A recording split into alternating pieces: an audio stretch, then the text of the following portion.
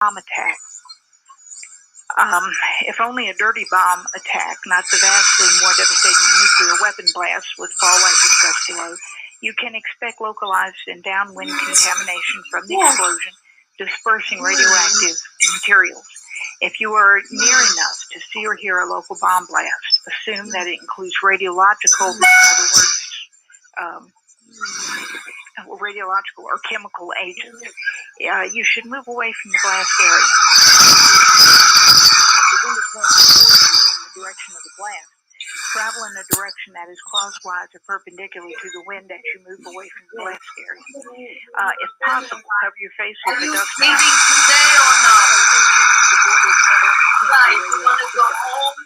And upon reaching a safe location, discard your refer to local news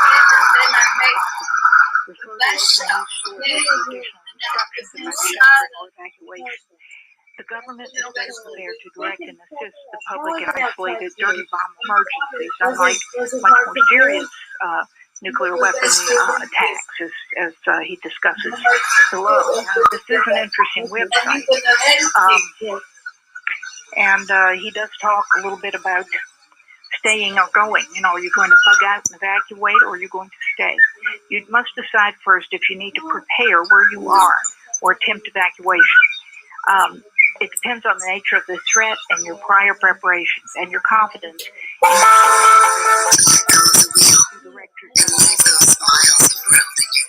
you know already you will be prepared to stay at home, or at least immediate local area, go now.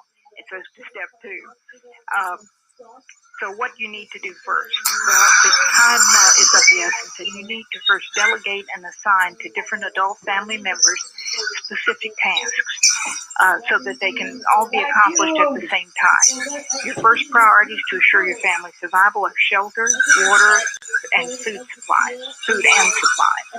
While some are working on the water storage and shelter at home, others need to be acquiring as much as possible the food and the supplies. Now, I believe that should already be done if you can. Ideally, you would have long or extended shelf life, canned goods, dried goods, dehydrated and freeze-dried foods and fruits and vegetables, and as much of that, and the water, of course, and preferably extended life water. But you can buy them, or you can get the water bottles. But you have to remember to rotate. If it's normal stuff, you have to rotate it out.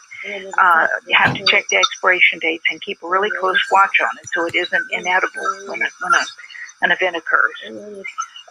So if you do that, one way or the other, you will have supplies of food and water already there, because the middle of an emergency is not the time to look for water and food. You know, people that are trying to do that will be in supermarkets and all of the places, and it will be totally chaos. People will be trying to get out of town. The roads will be all congested.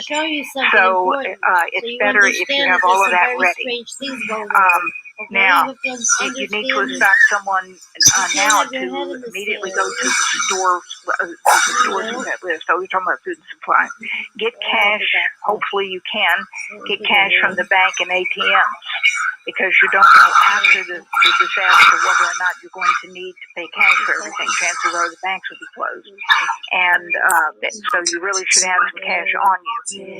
Water, of course, is one of the most important things that we talked about. And it depends on the type of disaster.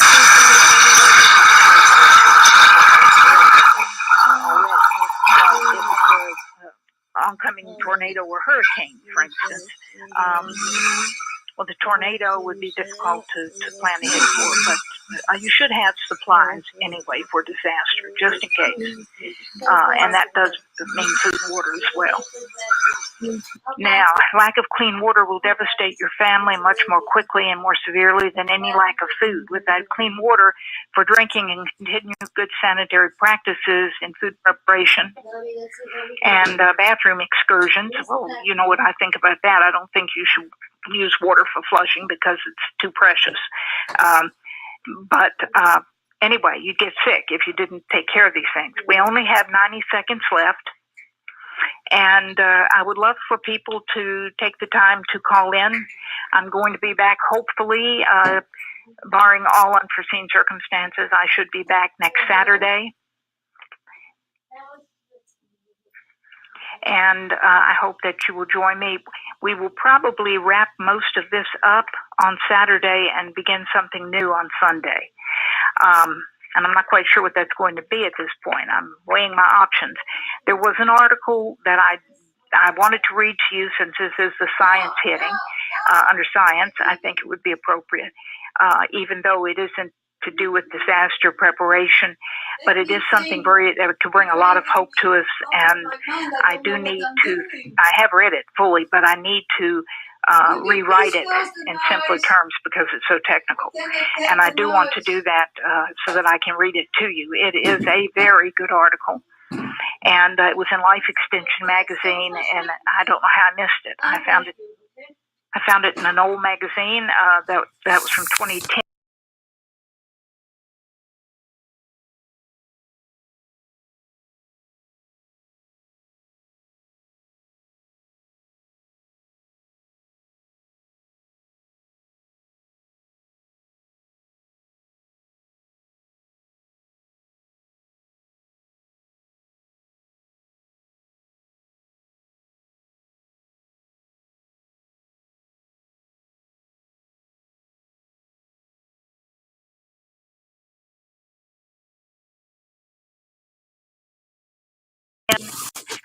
But anyway, it's still a very appropriate article.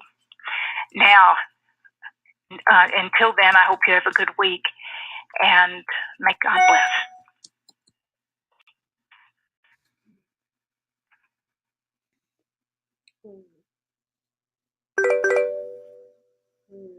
What? Are you serious?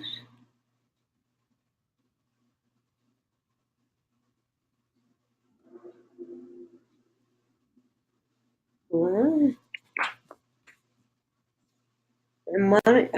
Most of us like to be out in the sun. That's why sunscreen and other safety measures are key to protecting your skin from aging and cancer. The FDA recommends using a sunscreen with an SPF of 15 or higher. Also, look for broad spectrum on the label. That means both harmful ultraviolet A and B rays are blocked. Remember, SPF plus broad spectrum.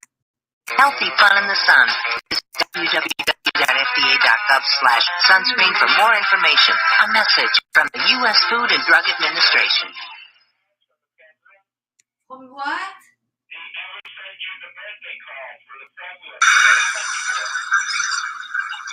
Okay. Who is that? It's Neil.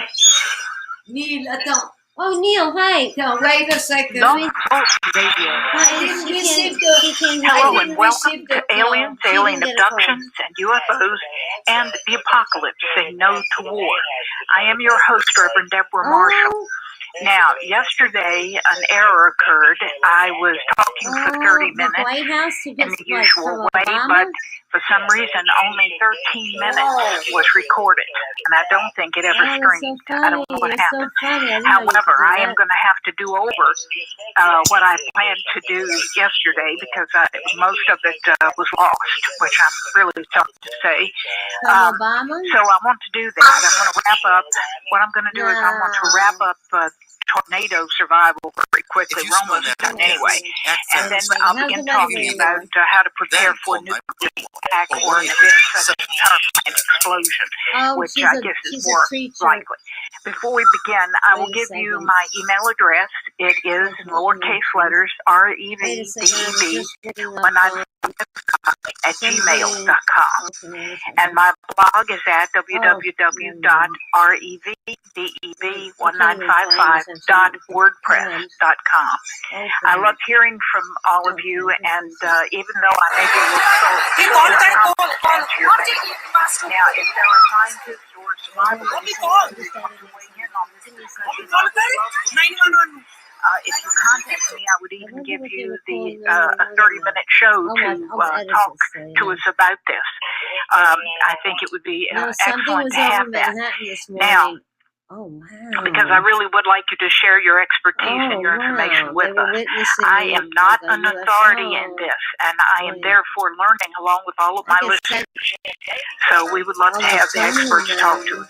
Now, to And this begin, is- let's There's so finish our many in the conversation world. about There's tornadoes like instead. activity all the time. Okay. And people are screaming I all think the what time. we got to was, and this is WikiHow, wikihow.com, survive a tornado. How do you find your pet in a tornado? But it sounds like It's important that you have an ID tag on your pet's neck, on the collar, if you can. And it's a very good idea to have the microchip. Now, with a cat who will not leave a collar on, and most cats won't, then a microchip is the best way to go. This will allow anyone who might find your pet for any Say reason that our that might get police lost. officers Then it would put help their you life to on the line find every day. There's no hyperbole. in preparation for your safety before a tornado. Call your We pet as a into city, the house we as a early, country, and if there's that we all feel tornado from watches time out, if you can't find it, make it a priority. Keep looking regularly until you do. As soon as you do, place the cat or dog in a cage and keep it there with some food and a blanket or towel. If it needs the bathroom, either provide a litter tray in an enclosed area or a leash. Put them on a leash so that you can return them to the cage immediately. As soon as you get any inkling of tornadoes coming, prepare to evacuate pets along with yourself. Don't leave them in a big storm, please. Now, how do you know when a tornado is coming? Well, you see odd things happening with the clouds.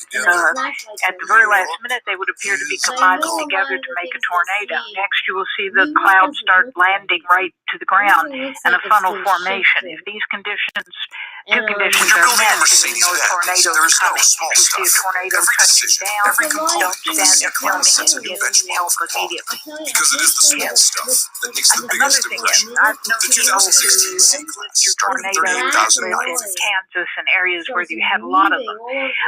And they've all said that the sky becomes a certain color. It depends on the weather system moving through.